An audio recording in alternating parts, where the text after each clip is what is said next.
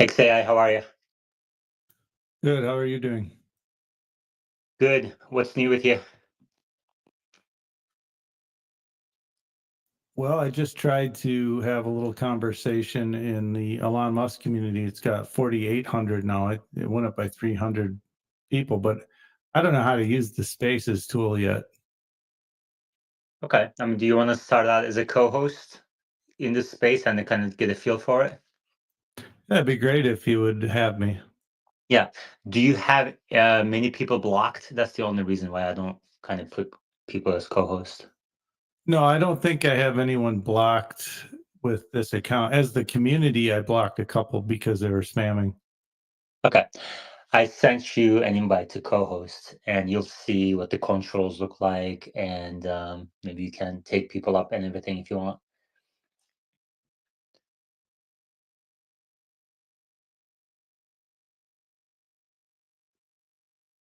How is the community going for you? What are you guys discussing? Well, I mean, there's tons of posts every day, but it's not a good place of communication, really. I just see a lot of, well, you'd have to look at it. I can send you a link. We can talk about it, but the back and forth, there isn't a lot of it. Mm-hmm. Yeah. Well, good luck with it. I hope it works out for you. All right, let's get started. Tesla stock is down 0.6% at $422 per share.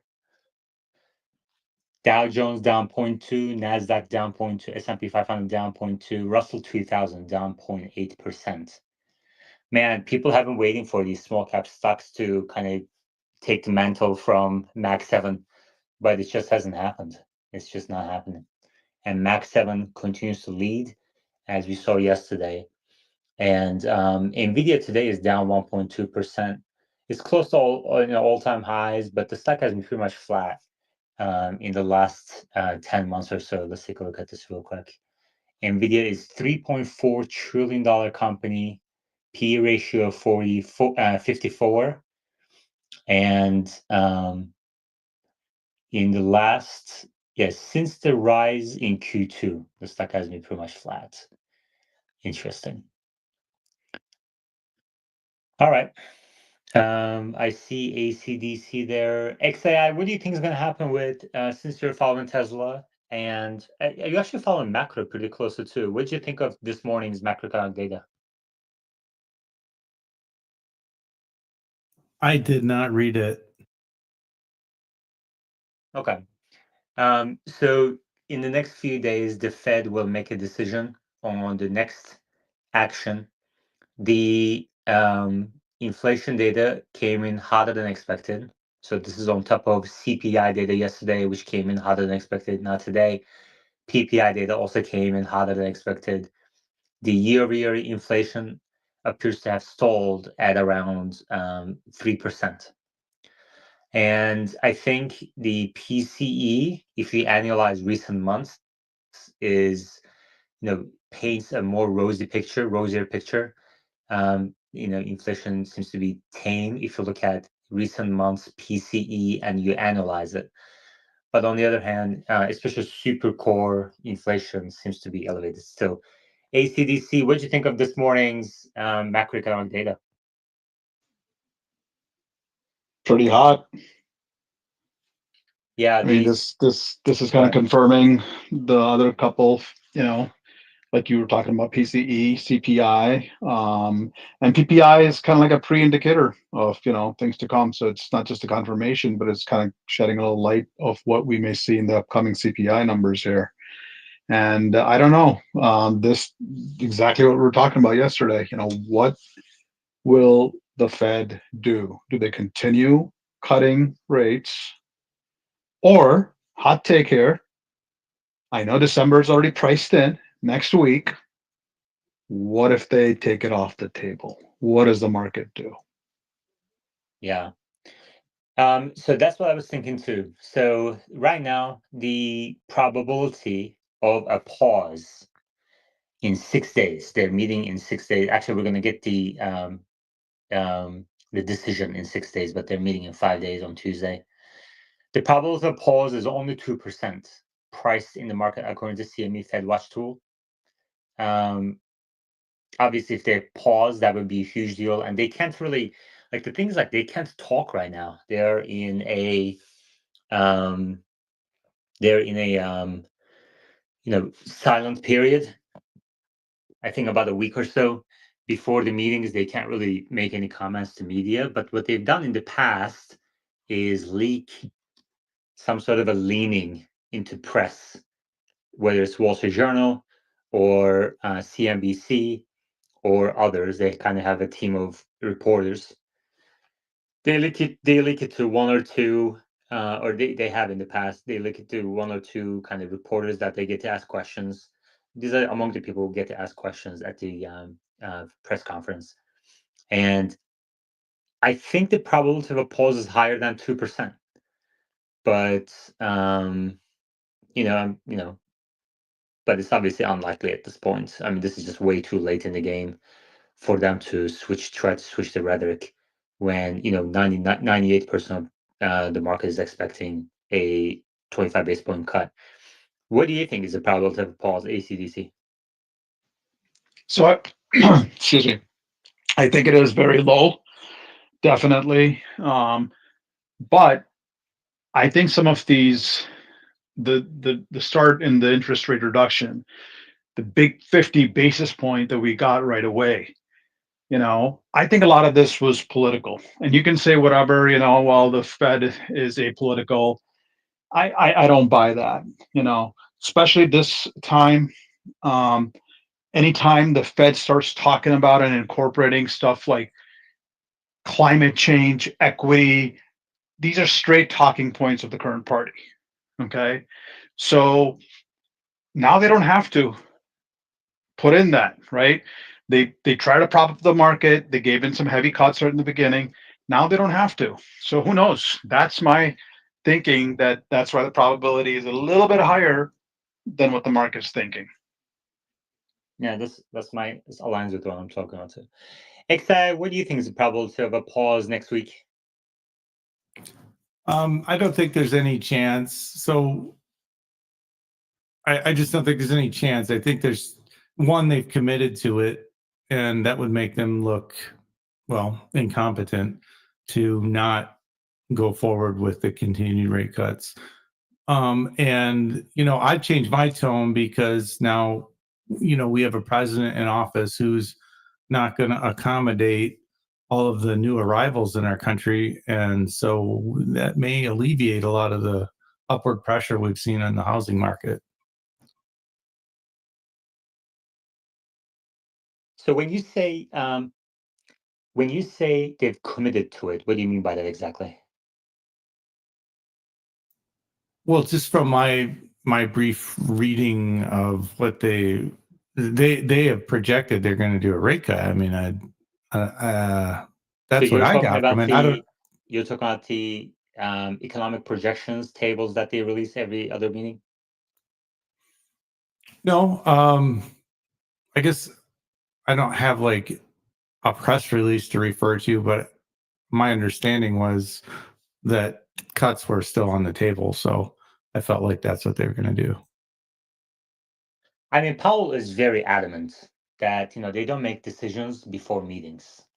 And he may signal things. I think they produce these economic projections tables to kind of signal, use it as a forward guidance, but he's very adamant that these are not commitments or promises or anything like that. So when you say, I was wondering if you could point to something specific because you said they've committed to another rate cut. I don't know if that's necessarily true. And, if that were the case, you can make 2% yield on culture right now by betting that they will cut. So if you think there's no chance that they will pause, you can make 2% in 6 days by betting on culture. Would you do that? I think I might take that bet. Well, there you go. I'll send you my referral code. Do you have a Kalshi account? No, I don't. Perfect. I get to make $20 if you open an account and fund your account. There you go. and you get to make 2% in 6 days. How about that? Put $1 million on it, you got $20,000 in 6 days. You're welcome. Don't do that. Please don't do that. ACDC, do you have a Kalshi account? No, I didn't even know that you could get a referral bonus or something like that. Actually, for the first time yesterday, I looked at somebody posted a probability of Actually, just some. 1 second. I just looked it up again, and XAI can make 5% in 6 days if he believes that they will cut no matter what at this point. So 5% probability according to Kalshi. 2% is according to bond pricing, according to CME FedWatch tool. So Kalshi is more convinced, less convinced that the Fed will cut. ACDC, go ahead. Sorry. Yeah, so if you look at the 10-year over the last couple of days, it spiked up again, the yield on the 10-year. And I think that's kind of like a lot of the other stuff too. You look at gold down today. I think that's mostly not on profit taking, but on expectation that the yields will be higher for the foreseeable future. So a lot of these indicators are basically, if not next week, sooner or later, we're going to see, a pause come up here. Yeah, I was part of a space earlier. They were talking about gold prices. I'm not really very experienced in the market. What do you think about gold? Is that a market you follow?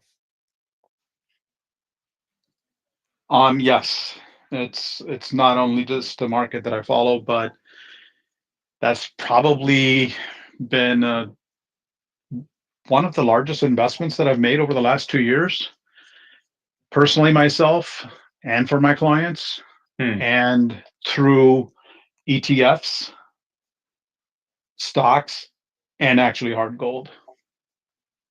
Interesting. Do you think Bitcoin is the digital gold? Do you agree with that kind of characterization that Powell just also shared? I personally don't. When I look at gold, it's actually a physical asset. It's an asset that you can actually hold. Okay. It can't disintegrate, disappear. It actually has physical applications for it, whether it's for ornamental jewelry or production in various industrial aspects. It hasn't just been given its value just because someone thought, hey, there's this thing that it just looks pretty or looks good or whatever. It actually has an application to it, right? So it's completely different. I think gold is a true hard asset that you can rely on as of right now.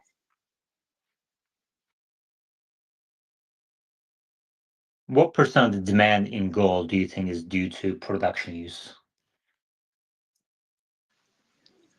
You mean like industrial production use? Right. I couldn't tell you that. I don't think it's a lot because you also have factors, like I said, such as ornamental or fine jewelry, okay, not ornamental jewelry, and then also as a reserve asset, right? So one of the reason why we've seen a big spike up in gold prices is because a lot of central banks across the world have been really stockpiling gold at levels where like never seen before almost. Okay. So their confidence, and then they've been actually reducing their exposure to the US dollar.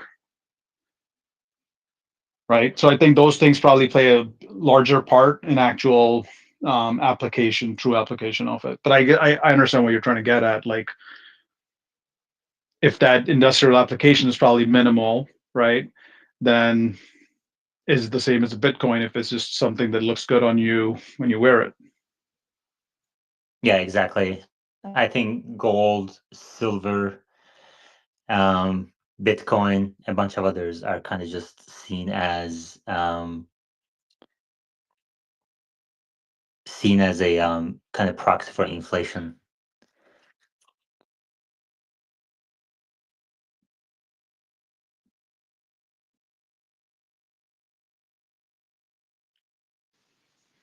Yeah, and that's a really interesting concept if you take that away from it, right? That how is Bitcoin any different then, right? I mean, it's also mining intensive. It's limited in quantity. It's probably actually more limited in quantity than actual physical gold. So definitely an interesting debate. I'm gonna actually look that up while I'm up here as to what's the industrial application use. Okay. Anthony Ballog in reply says, you haven't studied market history. The Fed dictates which way overall stocks move. The S&P also fell. The last 5 years was hell. Tesla's amazing growth, etc. Okay. All right, cool.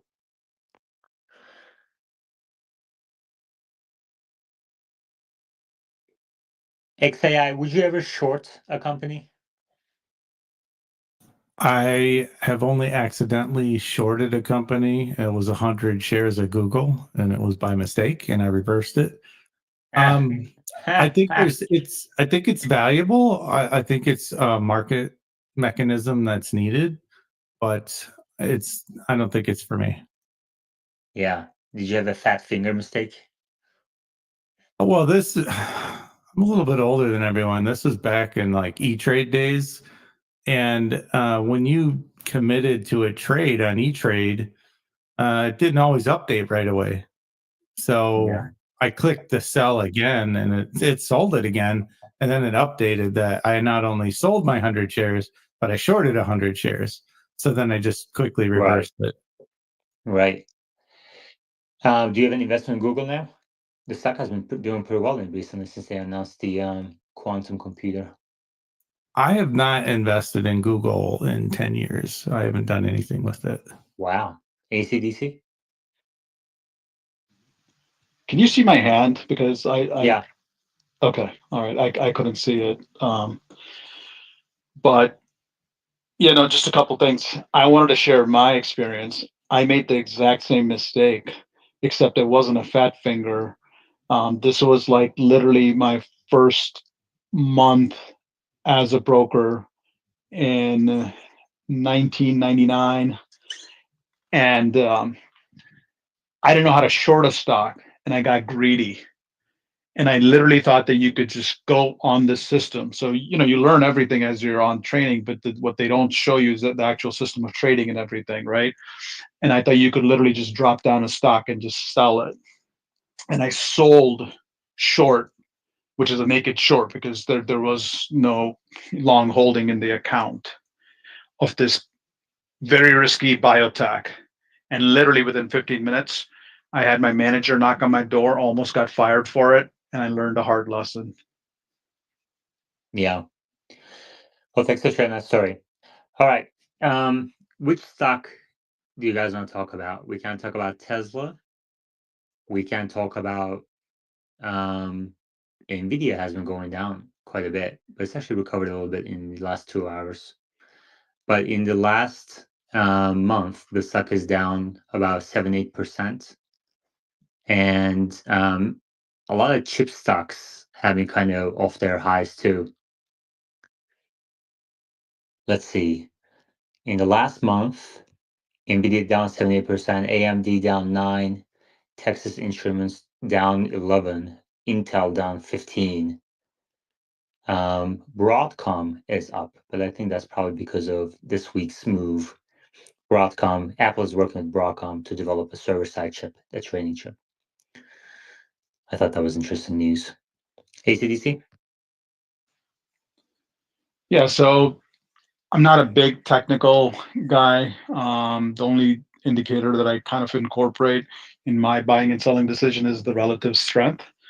But I was reading this morning that Nvidia just broke down its 50-day average, and that's a pretty significant mark for technical indicators. So this could be literally a testing point for if it can get back up, and make new highs, or break down further from it. So kind of like a crucial point for Nvidia. And on Google's side, Google, I was looking at it when the Willow news broke out, and it had literally it went $10 high, up $10 that day, and then followed up with another $10 yesterday. And to me, that just tells me like how frothy or hyped up this market is right now. That yeah, it's a great accomplishment, but this is nothing to do with any material things in the near term for them. This is not a chip they're going to use. This is not a chip that's coming up for anything until years and years out, more than likely a decade out at least. Yeah. I mean, there's no, there's no better indication that this is a bit of a froth in the market right now. Financial conditions are a little too loose than this fart coin. Have you guys heard about this? Fart coin is now trending at hundreds of millions of dollars of market cap. $525 million. Yesterday was $600 million of market cap. So these kind of cryptocurrencies that are just, pure speculation are back. And XAI, do you think the Fed is looking at these developments at all? No, not those. Not Farcoin. I don't think so. I don't think they're getting like a presser on Farcoin. What about the total crypto? I mean, you know what I'm asking, just the crypto market, cryptocurrency market. Yeah, I think they have to pay attention. Like, are you talking about the market cap, like 3 trillion or Right. whatever they track? Yeah, I think they have to, because every dollar that gets taken and put into a cryptocurrency is no longer available, and in M1 or M2, whatever that's called. So if it starts to get out of hand, yeah, absolutely, they have to keep track of it.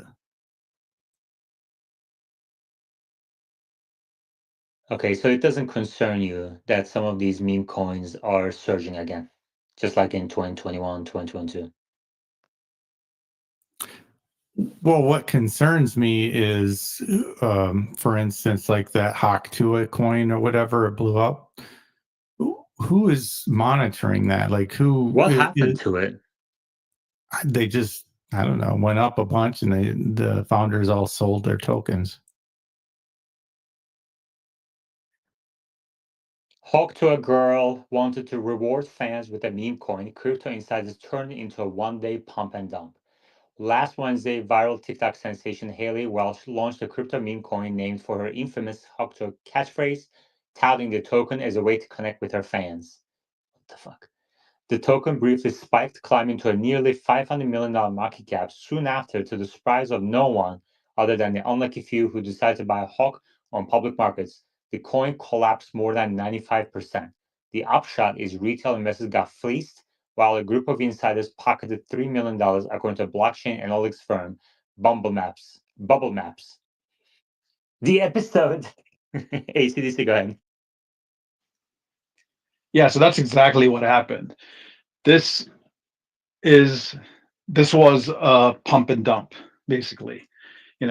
Some smart people leveraged this girl's platform into. Yeah, so it's like, who's going to regulate it? Yeah, so there is no regulation on it, right? That's the whole thing. And if you need any stability, which you need for any investment, you would. I'm sorry, I was getting a call that coming. But so you would have to have some sort of stability, or to get some stability, you'd have to have regulation, right? And that's the whole thing that they do not want in the crypto industry, right? So it's crazy, and this is literally kind of like the top of this market right here. When you start seeing the creation of all of these coins, like the Hawk coin, the Fart coin, there's thousands of other coins that we don't even know about. I was just talking to a friend who actually has a crypto account, and when you log into one of these accounts, you literally get pop-ups. Today's top performing coin, highest volume coin. And that's how they encourage investments. And there are people actually sitting on their accounts and buying these things for that reason. Okay. So XAI, I'm going to show you something since you want to host spaces. Okay. So there's somebody requesting to speak right now.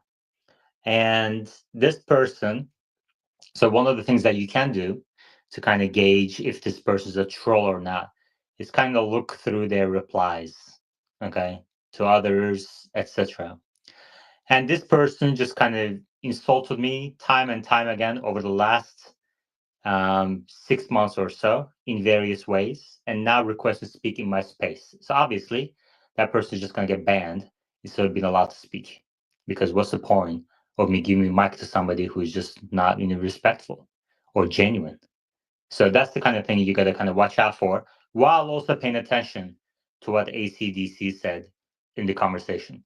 So hosting is definitely not for everybody. You got to be committed to it. So let's ban this idiot, and then we can continue that conversation. ACDC?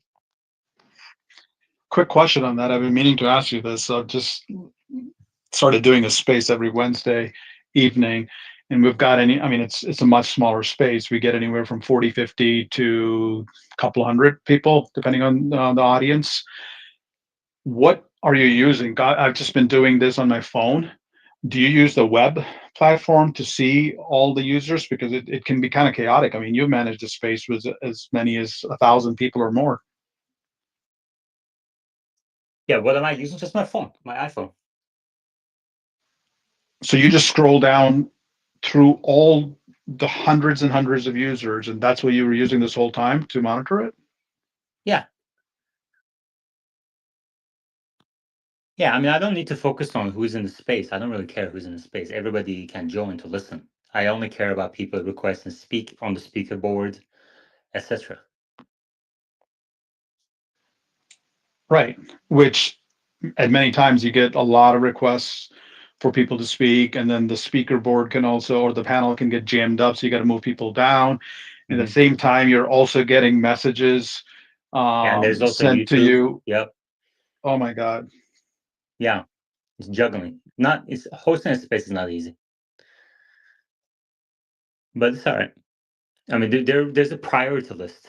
Speakers are the top priority, and the conversation quality is top priority, and then YouTube sound quality is another one, and then other things can wait. Anyway, all right. So I'll we just say one talked about. quick thing, Go Yaman. ahead. Sorry. Yeah. Just on that note itself, I mean, bravo to you. And that's the reason why you were able to create such a successful space and then run it. I know people got offended, because of their personal belief on a certain investment to an extent that they can't hear the other side. But it takes a lot. And I know you've been strict at times, but that's exactly what it takes. And that's what some people don't understand, because you're juggling a lot of things and you're dealing with all sorts of personalities. So I commend you for that. Thank you. I appreciate that. Okay, let's talk. I see Wes in the space if he wants to come up and maybe discuss. We can talk about Nvidia. We can talk about Tesla, Google's recent announcement on quantum computing. So I think I would really appreciate it if you can find time to come up to speaker board. In the meantime, ACDC, any updated thoughts on MicroStrategy or Carvana, housing sector, GameStop, GM? I saw somebody in the reply said they were also shorted GM, but the automotive sector is a bit of an unknown right now because of this kind of produced in America credit that's going to come. We don't really know what that means, but kind of any thoughts around that? Wait, did you hear that any more information about that credit, like produced in America or anything? Because I really haven't heard anything. That's just a speculation of mine that that's something that they may start. Yeah, I mean, he's going to do it, right? This is a very much a America first base, but we're going to table that for now. Let's go to Wes. Wes, did we get a chance to talk about your, kind of views on quantum computing announcement by Google? Yeah, we talked a little bit. I can go over it again though. Yeah, the stock is surging, maybe in part on that. Obviously that would be a huge achievement, but my understanding is that it's still a 0 to 1 problem. Do you agree with that? Yeah, totally. It's obviously not ready for commercial use in any way. It's another 5 years off, roughly. At least 5 years off. Okay. Would you invest in Google stock based on this news? Not really. I'm not a huge fan. I wasn't a huge fan when one of my counterparts on TPUs, when he went over to the quantum computing lab in Santa Barbara. He was super excited about it, and it's exciting, but I'm still not. 5 years off is another way of saying, we don't know when the real big leap will happen. That's just like saying it just is when it is. It's cold fusion type thing. It's off in the future. But they continue to work on it and make interesting progress. The number of qubits has to go way up, though. So no, I wouldn't, not yet. Thank you very much for that overview. What do you think about Apple's decision to work with Broadcom to develop a server-side chip instead of Nvidia or others? It's a very similar path to Google that Google took over a decade ago. So they're a little behind the curve. My general view on Apple is they're not an innovation house. The Apple Provision is basically a fast follow on Microsoft HoloLens. So anyway, I can go into that more detail if you want. Now, did Google work with Broadcom or somebody else to develop an in-house chip 10 years ago? Or did they develop an in-house themselves, just hire people and do it? It's similar to what Nvidia does. Nvidia doesn't actually manufacture the chips. And neither does Google. They don't actually manufacture them. So you have to work with a fab. Same thing.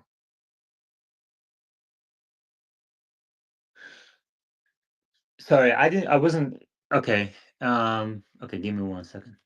Yeah, I can go into Yeah. more detail. So Yeah, Nvidia sure, they design the chips. They do not manufacture them. So they give the design Right, I get that, but I thought, does Yeah. Broadcom manufacture its own chips? Yes, they do. Yep. Okay, I didn't know that. They have All right. fabs. Yeah. So So does Samsung. So who Just did Google FYI. work with to design the chips? That I can't say. Okay. But what I can say is that it's similar. That's Right. vague enough. Right. Okay, gotcha. So you're saying Apple is 10 years behind Google on this front? Well, it's more than that. So my understanding is that they've done a great job innovating at the CPU level, but not at the tensor core level, the more custom ASIC for running neural nets. But CPUs are, it's just iteration. They just keep iterating, and they've developed a really, really, really power efficient set of CPU cores. Their new chips are amazing, but they're still CPUs. They do not do AI as efficiently as a custom chip. So that's what they're trying to get into. And my overall statement is that they're not even going to be able to keep up. So the more they work on it, the further they'll fall behind. So I don't see them catching up. The fast follow on HoloLens of the Apple Vision Pro, I still think the Apple Vision Pro is kind of like a problem looking for a solution.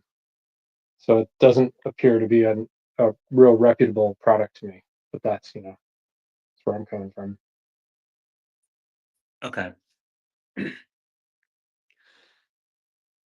ACDC, any thoughts on that? So Wes, sorry, ACDC. Wes, you're saying that Apple's decision to work with Broadcom to develop an AI chip on the server side doesn't reduce your confidence in NVIDIA's future? No, not at all. Zero. What would reduce your confidence in NVIDIA's future? Uh, I think you said achieving AGI. let's see. But That's what one thing could potentially slow it down, depending on what AGI looks like, because we don't really know what that's going to look like. Obviously, that's why we're creating it. We know there's potential. The thing that would slow it down, I have to think for a second. And hopefully, like within the next year or two, so nothing like too far Yeah. out, like and nothing so absurd as like Jensen dying or something. Some sort of news, like a headline, like Apple working with Broadcom didn't. But what headline would reduce your confidence? Well, at the macro level, obviously, if there was an issue with Taiwan, with China, that would be a headline that I would worry about. But innovative wise, it's very little. He's been just doing the same thing for 30 years and knocking it out of the park. Nothing's really changed. He just iterates on his roadmap, and his roadmap is extremely innovative. So I I, I can't, other than the macro, I don't see how they would be held back or somebody would catch up. Like, for instance, AMD has been trying to get into the AI game for a long time now. Almost 10 years, and they have not even a fraction, not even a tiny fraction of the AI compute data center or retail pie. They have nothing, which is unfortunate, because you'd think that they would have done a little bit better than nothing. They barely have a set of tools. So it's, I just don't see any competition for them. Even the custom AI chips like Tens Torrent, we've talked about them in Cerebrus, and TPUs still are, kind of right in line with the fastest interconnected GPUs at the data center level. So that's still not showing, a huge lead anymore. Now it's kind of parity. And hopefully we'll see Dojo get there as well, but there's just nothing that competes yet commercially. Now, do you agree that Broadcom has better connectivity and networking expertise than Nvidia? And do you think Apple, this is one reason Apple chose Broadcom instead of, let's say, working with Nvidia to develop a chip and then outsourcing to TSMC to produce it? Yeah, Apple doesn't have really any other choice. They have to work with Broadcom or Samsung. They really can't work with Nvidia in that sense. Their competition, they compete with them. So I just don't think that Jensen would do a deal with them unless their roadmap kind of shifted. How are they competing with Nvidia? Sorry. Well, they don't really do anything with Nvidia right now. So they have this, like, it's a lower level kind of love-hate relationship. They've never really had this strong relationship, and I think they're. I don't. I'd love to hear like Jensen like answer that question. Maybe he'd say, "I'd love to work with Apple," but I just don't see that happening. Apple Apple has carved out this kind of space that they have with their phones, where they don't require any type of NVIDIA acceleration at all, and their phones really don't do anything. And I'm sorry for the people that own Apple phones; they just don't do anything innovative anymore. There's just no innovation there. They do the basic stuff really well, but there's no innovative stuff. So at the end of the day, they just don't. NVIDIA is very innovative and AI driven, and Apple isn't. And if they did do a deal with them, if they did say, "Hey, like we want to partner with NVIDIA," then that would, Jensen would want his products in all Apple products, and that would be a big shift for Apple to go in on NVIDIA for graphics acceleration and vertically integrating their chips all the way through the Apple stack. So that's where I see them competing, is that Apple makes um, graphic acceleration hardware, and they don't use NVIDIA. Got it. And I can see NVIDIA wanting that, but they just haven't. They've just never done it. And I think Apple prefers to be vertically integrated, kind of like Elon does. Got it. Thank you. ACDC? I think another advantage to Apple is, from going with Broadcom, is the cloud computing side. So Broadcom bought a company called VMware. I think the transaction was closed last year. This was the cloud computing arm of EMC Squared, the old storage company. And so that also offers a lot of integration off the chip with the cloud versus going to just NVIDIA standalone chips. And I just had a quick question for Wes. Wes, if you could explain to me, like I'm a 5-year-old, what part of AI, because everybody says AI, NVIDIA, but what part of AI are NVIDIA chips really used for? Like, what's their most intensive use in the process? I can explain that when Wes is not here. That's fine. That's a question I can answer later. But they right now they have about 95% market share on the training side for GPUs. Wes, go ahead. Sorry, it's a good question, but it's simply that they do it all. So the whole process, everything from training compute to networking to the interconnects to the server racks to the data centers, they do it all. And then at the edge, when you're doing the inference in whatever place you're running inference, whether it's in the data center or whether it's in a smaller vehicle, or maybe that's bad, it's overloaded, in a smaller device, like a car or a phone or something, they do that too. So they run the inference as well. And then all the tools and infrastructure and services that you need to actually create your models and create your ingest and egress of your data, they do it all. They own it end to end. They have everything. But their bread and butter is GPUs for training purposes. Do you agree? And inference. Inference is going to just get bigger and bigger and bigger. All right, I guess that's where we disagree. I'm sure their inference business will continue to grow, but I don't think they're going to achieve 95% market share there. Do you agree? Oh no, they're going to own inference. So just imagine 30 years ago, before everybody had a computing device, everybody's going to be running inference all day, every day, on many different devices all throughout the home. So that's where I see the future. All right. We will discuss that. Okay. What do you think about, Wes? What do you think about the recent updates to Gemini by Google?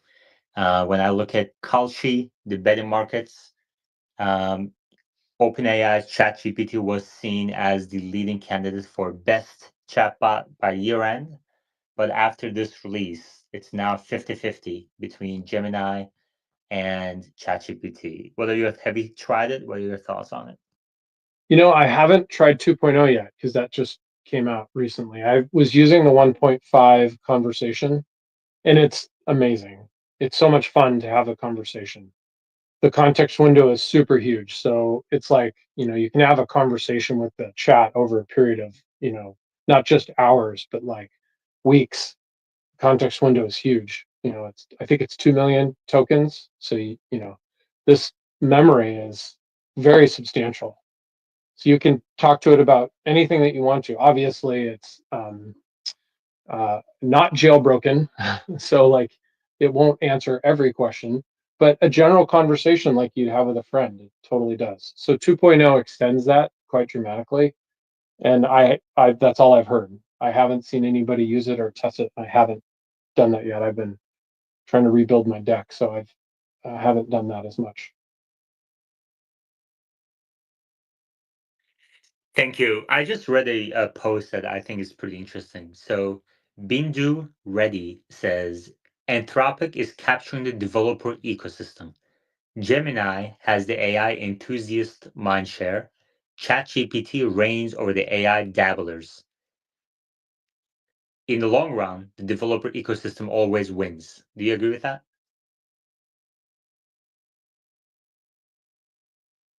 I would say it a little bit differently. I think Anthropic does coding really well, but so does Perplexity. They do coding really well. ChatGPT also does coding really well. And their 12 days of Christmas stuff that they're doing at OpenAI, they've got a lot more code gen models that are extremely powerful. So I think that they would win the benchmark now for coding, and they do Python coding, which is super cool. That's a new feature. And I think Gemini currently owns the conversation because I have not seen that rollout from OpenAI yet. Kind of to mainstream. So I think that's a big deal for Gemini right now. It's a big win. OpenAI, I think, is dominating the API segment of AI. So they have developer tools and access so that you can hit it, millions of times a minute with inference, and it's cheap. So they're scaling really fast into the enterprise and commercial markets. Thank you. What did you think of Sam Altman's comments around, they don't always see 100% eye to eye with Microsoft at that deal book interview with Andrew Ross Sorkin? I thought that was really interesting that he's saying these things publicly now. Yeah, I agree. I love that interview. It's the first time that I've heard Sam talk where I didn't feel like vehemently opposed to like his kind of lack of sincerity. I thought he came across more sincere, in other words, maybe less insincere. I'm not a huge fan of Sam in the way that he talks. His um, uh, vocal fry really bothers me, and it just anyway. That's Did you probably get just this? my Did you get opinion. the same feeling when Kyle Vogt just did the same thing about GM?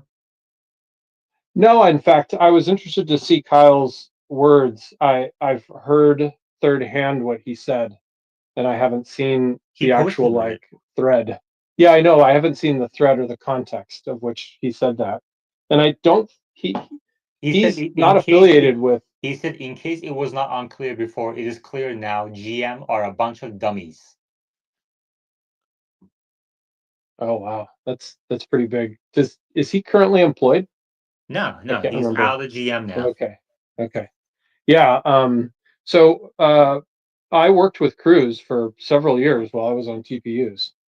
So I'm familiar with their business model and the way that they were attacking the problem. I didn't think it was horribly flawed, but I think the vision only system is better.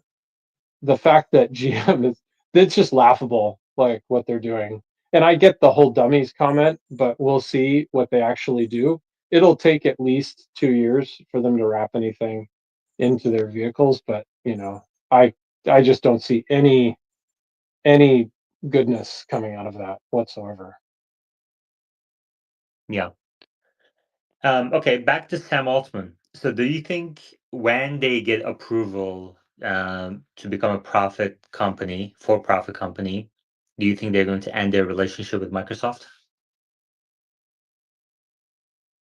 I think that if I would hope that they would. I mean, if I was them, I wouldn't be going down their path. But if I were to put myself in Sam's shoes and think about the way he thinks about business, he's going to carve out an AGI IP out of their contract with Microsoft. So if they get to an AGI, Microsoft has no skin in the game for that. I would carve that out, in my contract with them to be sure that they don't have any fingers in that pie. And I would assume that that's what he'll do. And he'll keep the commercial enterprise aspect with Microsoft because Microsoft scales really well. It would be good for their shareholders, OpenAI shareholders, for that to remain intact. But I know that they still have their market cap limit set. I think it's at 100x profit. So I think that's still, the foundation of their for-profit company. So I would see as soon as they reach that, there's probably a carve out for them to be completely separate, a separate entity, all up. Yeah. And then maybe they'll go IPO. I think OpenAI may go IPO One after day they that. will. Yeah, Totally. They totally will. The gleam in his eye says nothing else. yeah, yeah. Okay. Any comments on FSD 13? I'm sure you've seen the videos, not much other than the couple of videos that are coming out of, or a few dozen videos coming out of the couple of people who have it. Any thoughts around FSD 13 so far? Yeah, still doesn't seem like there's any regressions, and I assume they're only holding it back because they're trying to make a more compute efficient build. That's what it looks like to me. It doesn't seem like reverse seems to be working well, shifting out of AI drivers video. I think it was this morning or very recently, is very telling for that. It seems to be working really well. So I'm hopeful that I'll get it on Cybertruck, hopefully, before end of year. That's my hope anyway. But the longer it takes, the more it seems like, they released it too soon for reasons other than features or regressions. It seems more like it's hardware bound to me. And anyway, that's the feeling that I get. Okay, thank you. ACDC? Actually, that was just going to be my question also, because it seems like I've never seen a build come out where everybody is so positive on it and it's performing so well, but yet, they're just kind of like holding it back. So you think that's compute constrained, or did you say that it also hardware constrained? So do you think that if they keep on building on 13 throughout the year, are they going to be tapped out on H hardware 4? No, I think they're just working on making the build more compute efficient. So there's lots of things that you can do to make it fit on less memory, and less compute time, and control the create tighter control loops that use less memory. So they're probably just it's just optimizations and performance improvements that are not at the feature level, but at the infrastructure and kind of like model architecture level. So I would assume they're retraining another one that has the same feature set that just runs more efficiently on the hardware. So like, they're not running these chips, the trip chip at like, 90% for hours on end, because that's going to be, limiting the life of that hardware.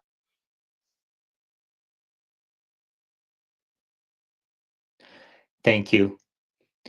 Any other questions for Wes?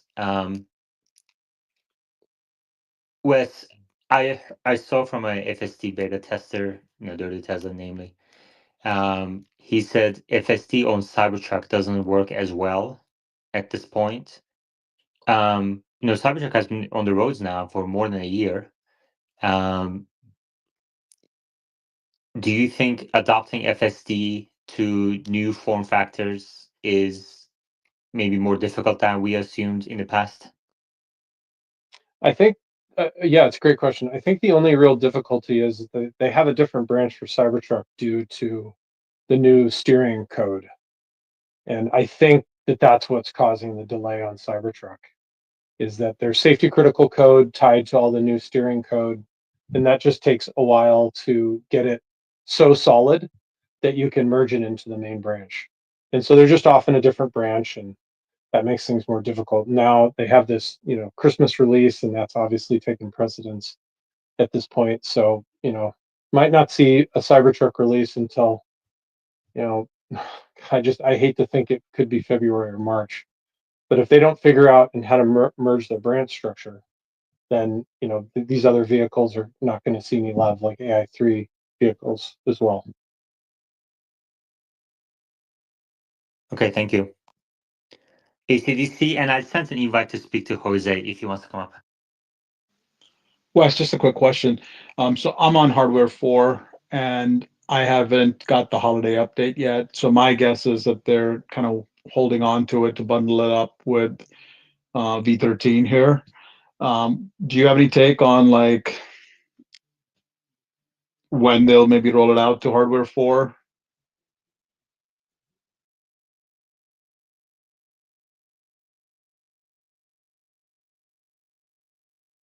Sorry, I have to keep taking on and off my glove because I can't unmute. They have to merge the brand structure, and then we'll see more regular updates to AI4 vehicles. Does that answer your question? No, I was asking you if when by your estimate do you think they'll roll out V13 wide basically? Oh, gotcha. So depending on how they developed this last model and how compute constrained I think it is, then I think it could be at least more than likely a month before we see a wide rollout of this like static feature set. And remember, Ashok wants to go to feature complete with the V13 branch. He specifically said branch, which I found interesting. So they are definitely like doing a lot of things differently in that branch. And so merging it back in, if you got the holiday update, then that just means that V13, might not come to your car until they can merge those branches together. So they have to fit all of that code in the same build and, run it all at runtime. So that can be a challenge. So it depends on how they did it. So my thought is that, with every week that goes by, I feel like it's just bigger and bigger changes that they're doing. So I don't know if they're going to do more features and also do the efficiency changes or optimizations, or just stay with the static feature set is what I would do. And work with that, because there's no showstoppers now. We've seen all the streamers. They're having a great time. So that's what I would do, and optimize it, down so that we can get back into one branch and then move forward. That seems like the best way forward to me. So I'm thinking sometime I was hoping before Christmas, honestly. But now it seems like, it could be easily January, February, March timeframe, because these are hard things to do. The optimizations are very low level and can cause regressions on their own. So sorry for the not great timeline, but that's kind of how I feel at this point. Okay. So great. Anything else? We're coming up to an hour. If not, we're going to switch to other stocks. And Wes, you're welcome to stay on the speaker board if you have any views on, let's say, Exxon, Carvana, GM, GameStop, MicroStrategy, housing industry, Rivian, Palantir, or others. Any views on any of those stocks?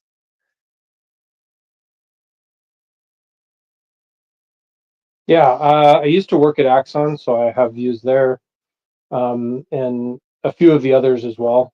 Like Rivian, I'm familiar with. I have a couple buddies who work there. So yeah, but I know your thoughts on Rivian. That's kind of a shorter conversation. Let's talk with Rivian first. So, Rivian obviously hasn't yet achieved positive gross margin. I think that they might show some sort of positive gross margin in Q4, just because kind of they've been touting it for the last 2 years or so. And I think the important part really is what happens to operating margin. And I just don't see demand for these vehicles increasing anytime soon, especially now with Cybertruck in volume production, and you can grab it anytime, or really any of Tesla's vehicles at any time. And across the industry, I think there's a bit of an increase or high, ample production capacity, excess production capacity across the US and also across the world. Do you think Rivian has a shot at survival in the next couple of years?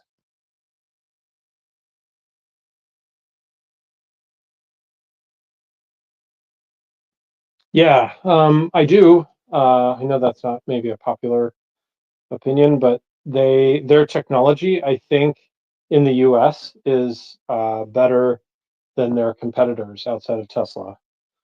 And if they continue to get reinvestment, more money, they're going to continue to innovate, because they are innovating. They have a good OTA stack. They have a good drivetrain efficiency, and they seem to have very good design. At least I think it looks good. Other people looks good, and their utility is good. So I think that that's a lot of positives.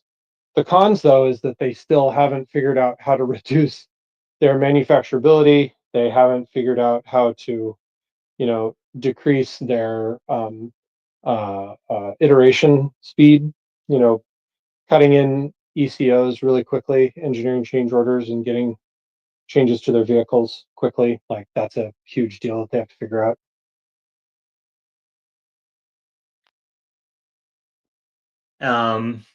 They haven't been able to do that so far. So what gives you confidence that they will be able to do it in the future?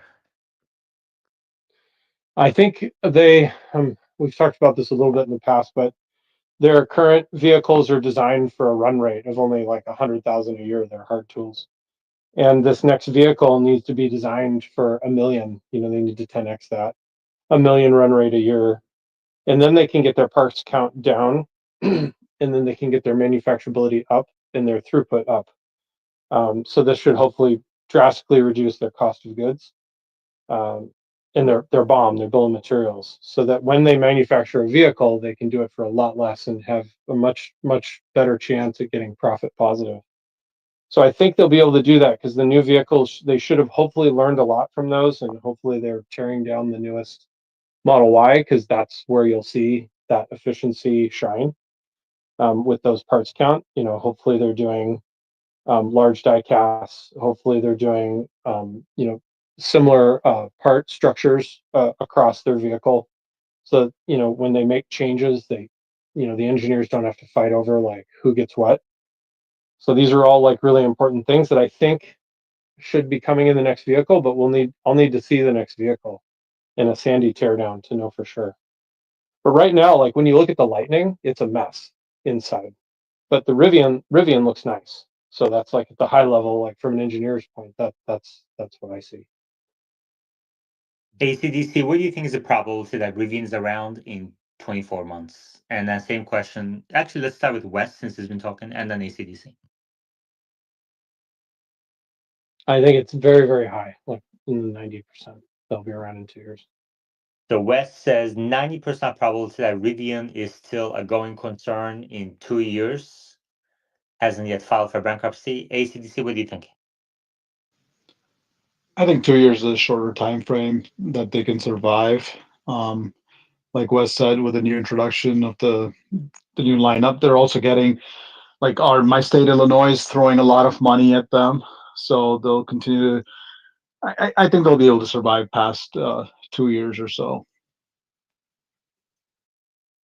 Okay.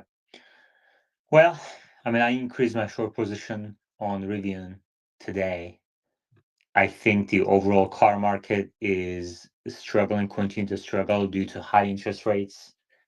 I don't really see these interest rates coming down in a material way in the future, anytime soon, until something breaks. But some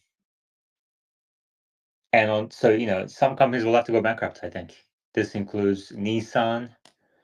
The hundreds of Chinese companies that are being supported by the government, but until when? And also Rivian, I think, and maybe Lucid. So I don't know. The Rivian stock is up about 40% in recent days. So I figured that would be a good time to. I mean, I think the one thing that may help them is if Trump comes out with some sort of a production credit in the US, since they have 100% of the production in the US, that may help Rivian a little bit, but I don't even know if that's going to be enough. But Wes, do you see that benefit in Rivian? Domestic production credit?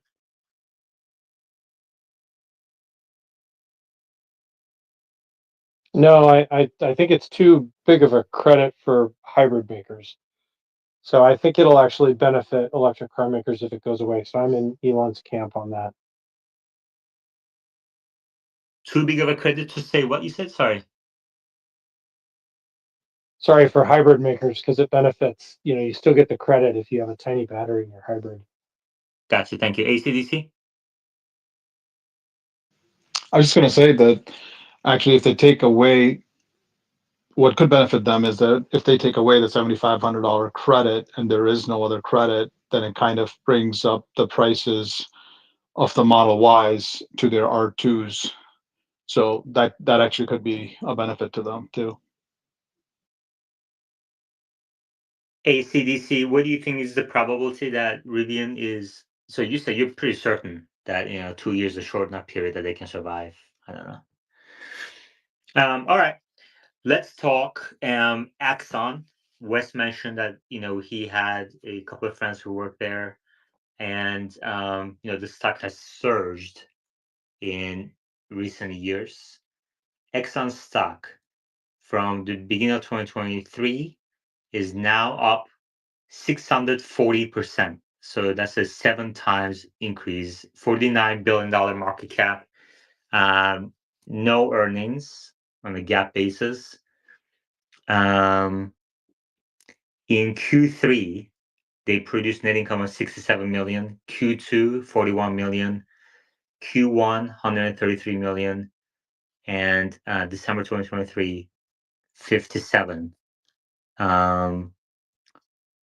Let me see for a second here. Something doesn't add up.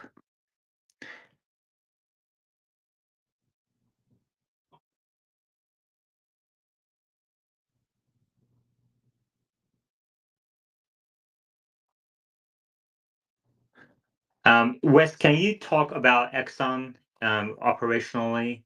Do you think this is a company that deserves a $50 billion valuation? Yeah, very much like Nvidia, there's no competition in that market. So they compete in the police station, United States police station segment. So they basically sell police stations all their technology, everything for their vehicles, everything for their police officers, for their weapons. They don't sell the gun, but they sell the taser.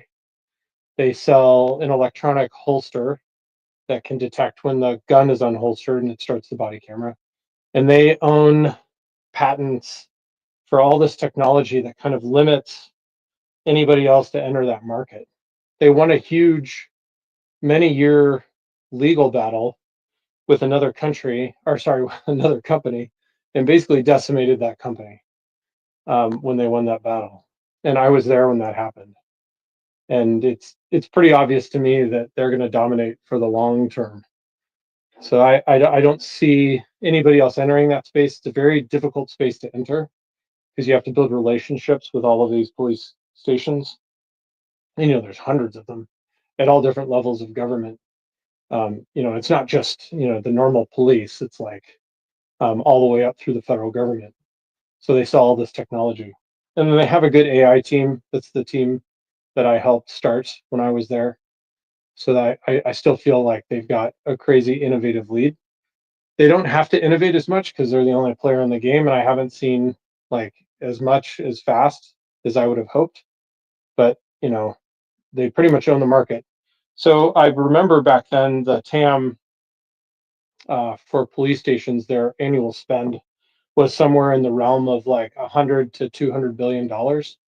All up. Obviously, they're not going to capture all of that, but that I don't see how they won't over time. Just to be clear, they also do all of the evidence collection. It's all digital, so that's all done through their services platform. So basically, all the video evidence, all the audio evidence, all the documents, that's all stored in their database, and they own it all, and they manage all of it. Thank you. I stand corrected. They do have GAAP net income. Okay. In the 9-month period ended September 30th, the GAAP net income for Exxon is $242 million. This is up from 119 million in the prior year, same period. And I think they have, there's some chatter about them being added to the indices. So I think they're kind of getting a bit of a tailwind from there. And also, Wes mentioned Exxon AI as well. Wes, would you be able to talk a bit more about Exxon AI, what they're trying to do, what the potential is, what their advantages are?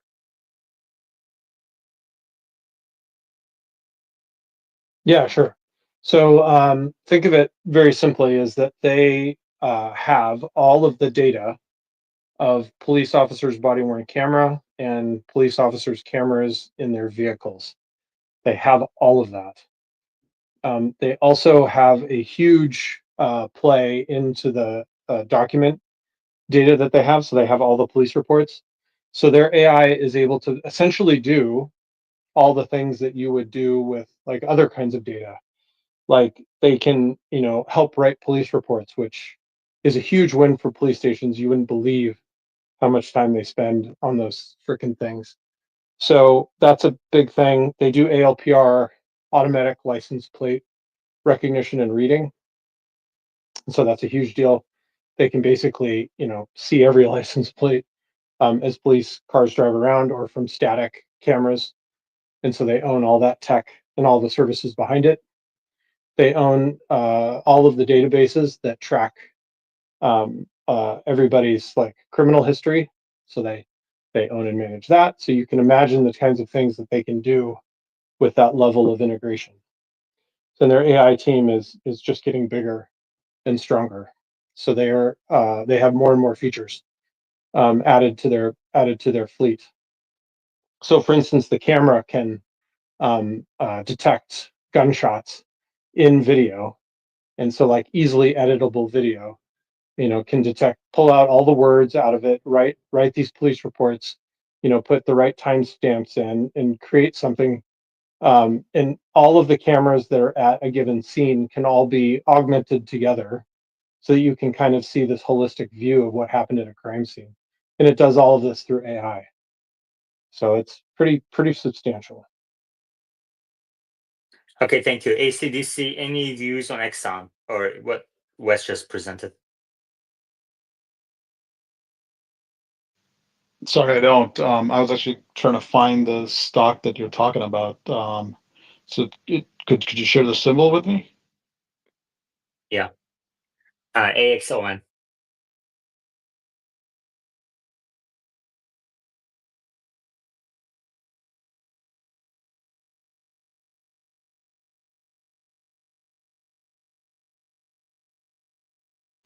Thanks. Yeah, no, I'm sorry. I don't have any opinion on it. I'm just looking at it. What a tremendous chart for the stock, and quite a high of a multiple, of course, but sounds very intriguing. Okay.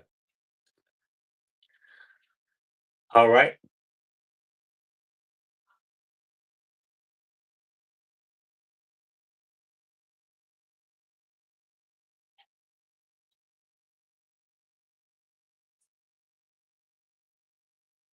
Wes, what did you think of GM's announcement that they are canceling Cruise and they're going to focus on ADAS, improving their ADAS system? Yeah, we'll see. They're not good at innovation at the software hardware level, so I think the chances of them doing anything interesting is very, very tiny. And the chances of doing something interesting within a year is also super, super, super tiny. I just don't see them, doing anything where you kind of eliminate the dealership out of the, profit equation. So I have very little confidence that they'll do anything with that. ACDC? So when they made that announcement, they cited two reasons. One was, of course, the technology and kind of admitting defeat in there. But the second part that they found challenging and did not want to go down that road was the logistics part of it. And it just made me think that that's a part that we really don't talk about. But the whole taxi business, robo taxi business, any taxi business, it does involve some sort of logistics, right? And especially in this case, because this is not a Uber case where Uber doesn't own the fleet. This is robo taxis that Tesla will own. So the logistics part also has to be laid out, and it's something that grows and not just mushrooms within a month or so. So how do you guys figure that that's going to play into it? I think that's going to take a significant time for any massive launch across the country too. Wes?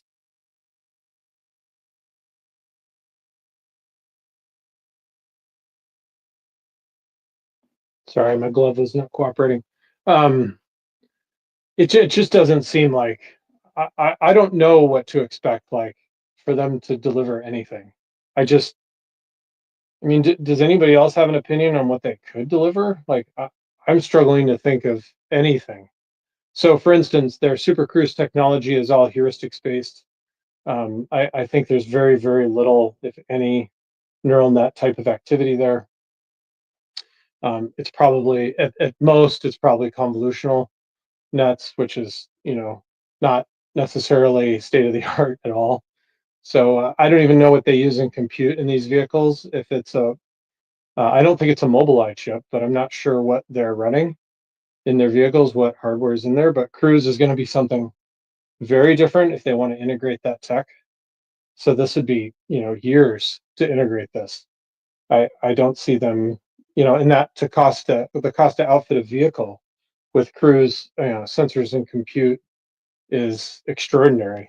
It's extremely expensive, and there's no way they can outfit every vehicle with that. So they're going to have to scale that way back to get it to fit inside, the cost structure to fit inside of their more mainstream vehicles. So I just don't see how they're going to do that.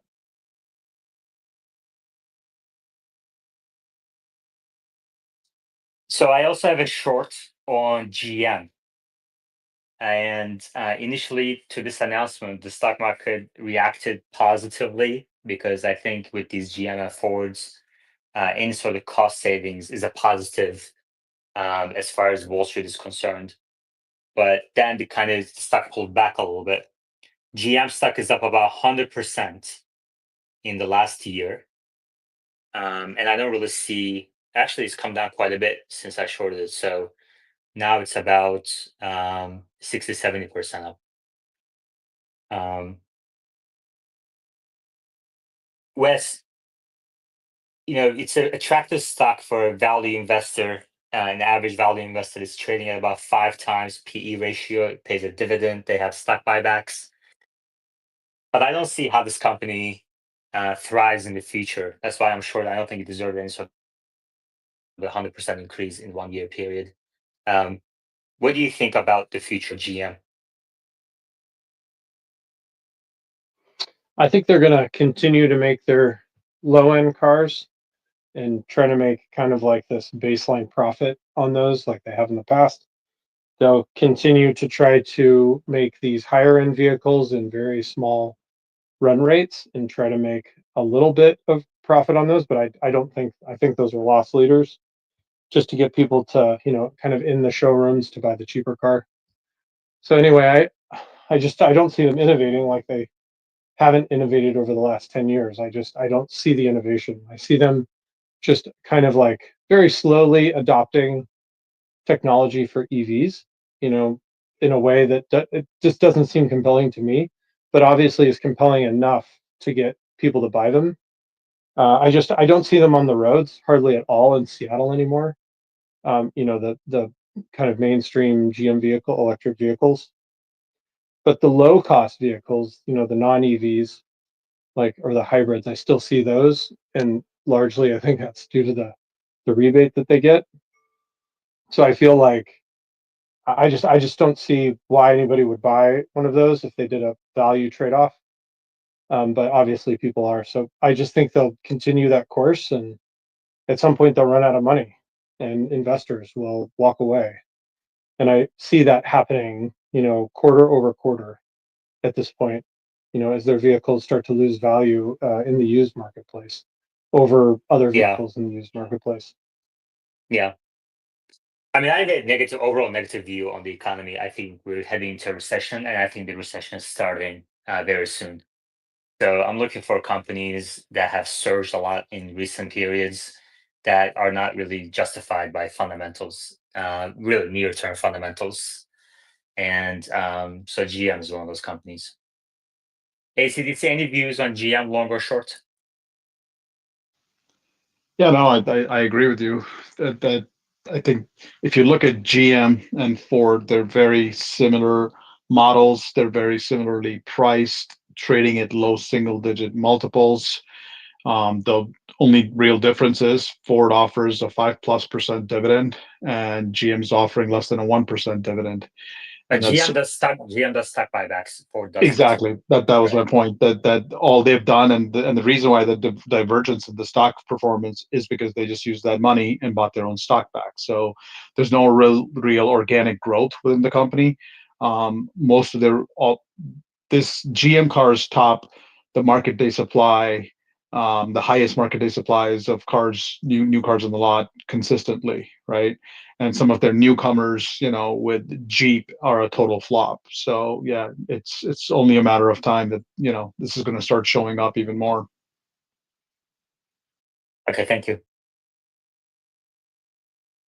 And then the other difference between Ford and GM, obviously, is Ford is owned mostly by the family. Um, the family relies on these dividends, and GM is more kind of government motors. Um, and after Cruise, they've become even more comparable, I think. They have similar balance sheets, similar exposure globally. GM is mostly large SUV sales. Ford is mostly makes the money on truck sales. Okay, back to Exxon for a second.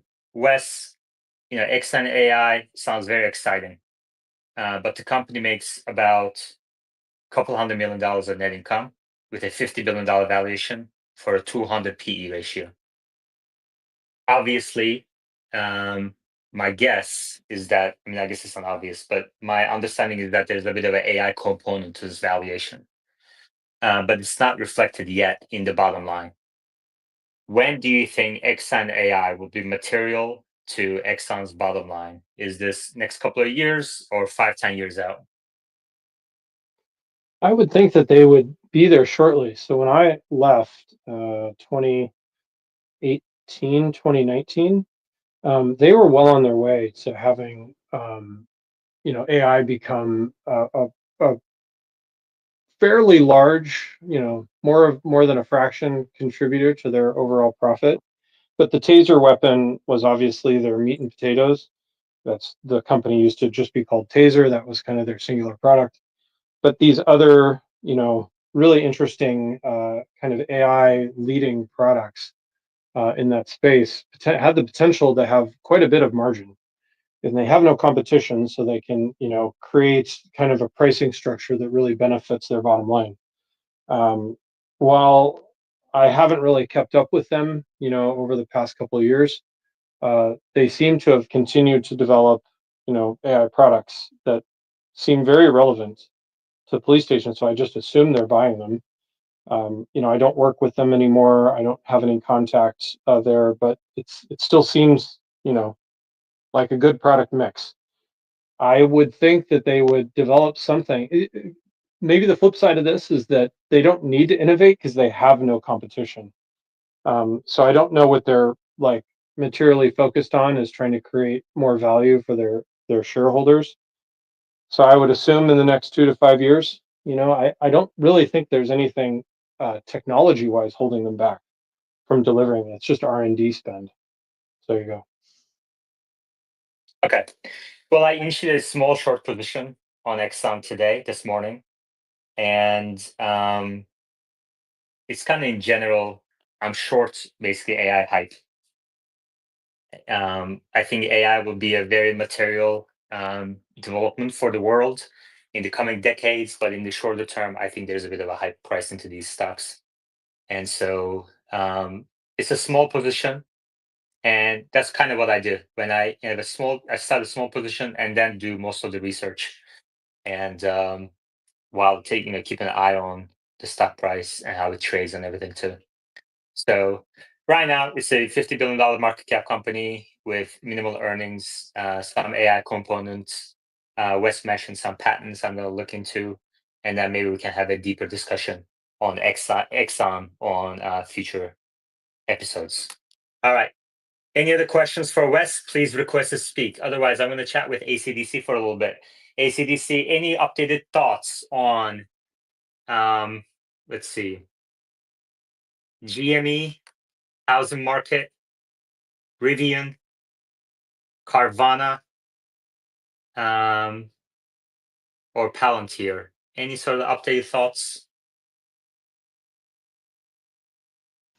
Not really. I think they're all involved in the market hype. The Palantir could be supported a little bit more, but all of these I think are already starting to show some cracks, and it's just a matter of how long we continue this rally on the Yeah. basis of hype.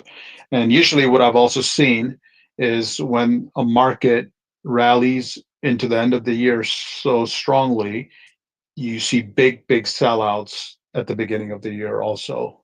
So there's going to be some turning point, right? Even before the recession and whatnot, just in terms of a healthy market correction, and it's coming sooner than later. Yeah, I guess we'll see. Palantir is a really interesting company. Not many people really understand what they do.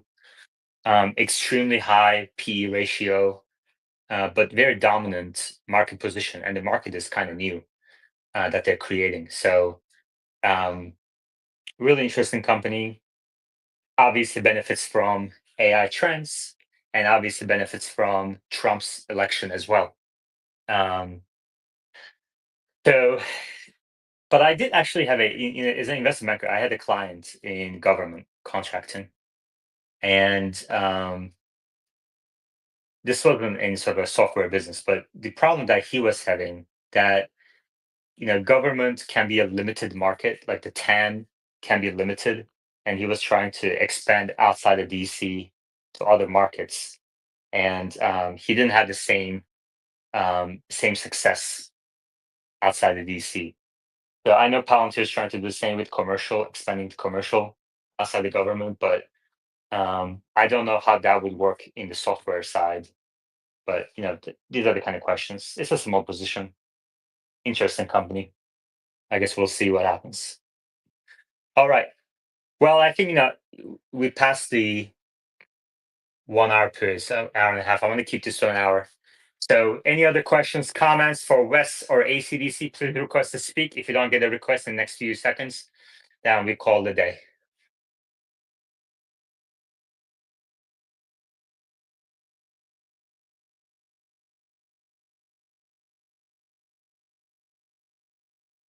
Wes, what do you think is the biggest challenge in front of Tesla for 2025? Believe it or not, it's becoming more efficient. They need to figure out how to get one brand structure and one build for all vehicles, and they need to be able to roll that out every 2 weeks. Elon said this in the past, but that's a big challenge. But they need to get to that. And feature complete is probably right behind that. So those are the two things. But how is that going to happen if safety criticals are becoming more rare, with each build, and they need a lot more real world miles to test and verify? So how do you think they're going to circumvent that problem? Yeah, the way that I look at reliability is if you have a fleet of 1 million cars, and over the course of let's say an hour, they drive some amount of millions of miles, as an entire fleet, and they have one critical issue. That critical issue can then be kind of analyzed in depth, and then every vehicle can kind of look for that critical issue to see if it happens again, or if it doesn't happen again, the same scenarios happen. So I think they just need to develop new ways to kind of investigate each and every one of the critical disengagements that they see, and or annotate them more discreetly. So I don't see that as a problem. I see that as an opportunity. That's an opportunity that you want to have, because you're way more reliable than you used to be. So they have to be thinking about that down the line.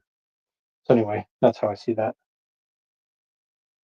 But doesn't that kind of explain why some of these builds are, the rollouts are a little slower than people expected?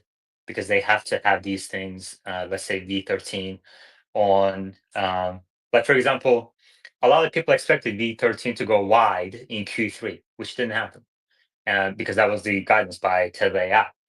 And I said at the time, when they first tweeted it, I said, it's not going to happen wide release, i.e. majority of vehicles have it installed, is going to happen in the spring. And I think you mentioned earlier the space that you kind of expect the same thing now, January, February, March. Isn't that somewhat because they're having difficulty testing and verifying the new builds? I think it's less about verifying. I would hope that they do tons of verification and simulation, and then that simulation more resembles what's happening, when they actually roll it out. So I feel like that gets better over time. The thing that I think it's really hard is, squeezing all of these features into a constrained memory and compute footprint. That's the thing that's super challenging.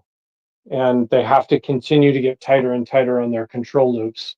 And it's a really hard problem. So I think when Elon says, hey, like this is going to be 5 to 10x more reliable and stuff, he's seeing that running on a much larger set of hardware that's not actually in a vehicle yet. And they can simulate that.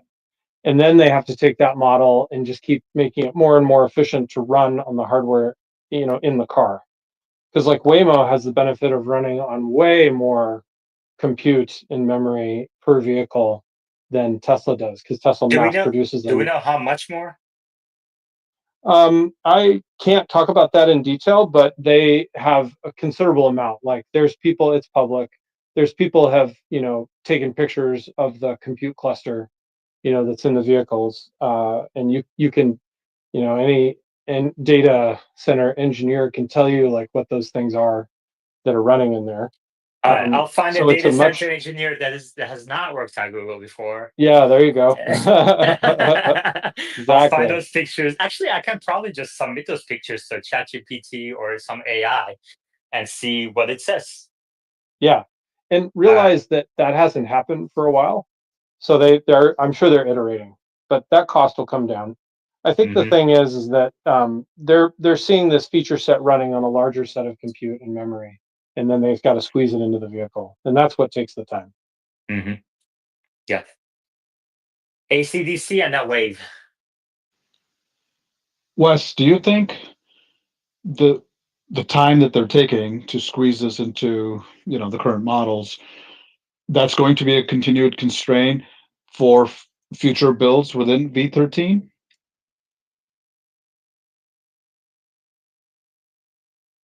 Yes, until they get to feature complete.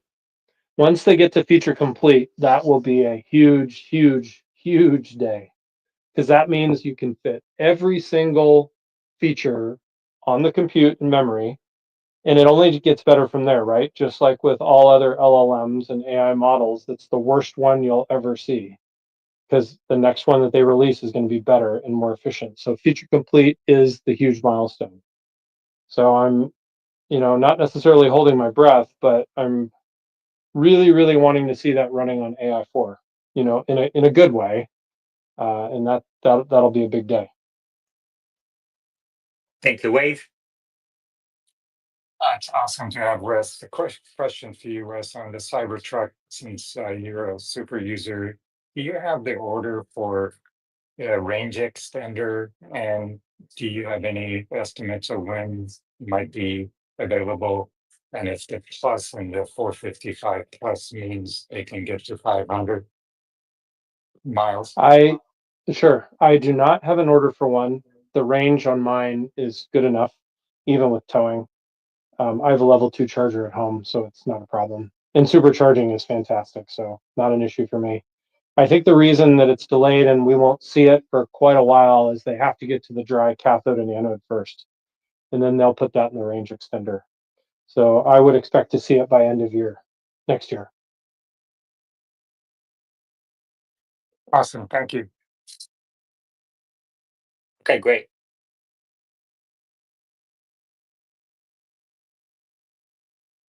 All right. That's all I have today. Thank you very much, everybody. Thank you, Wes, for making time. And AC/DC, I really appreciate both of you guys. Hey, Yaman. Yeah. Can I say one thing? Yeah. Hey, kudos to you, man, for hanging in there. I really appreciate you being open, honest, and sincere about your positions, and you're kind of taking a lot of flack, but I really appreciate the space and I appreciate contributing. So thank you. Thank you. That means a lot. Thank you. And I'll chat with you all tomorrow. Take care.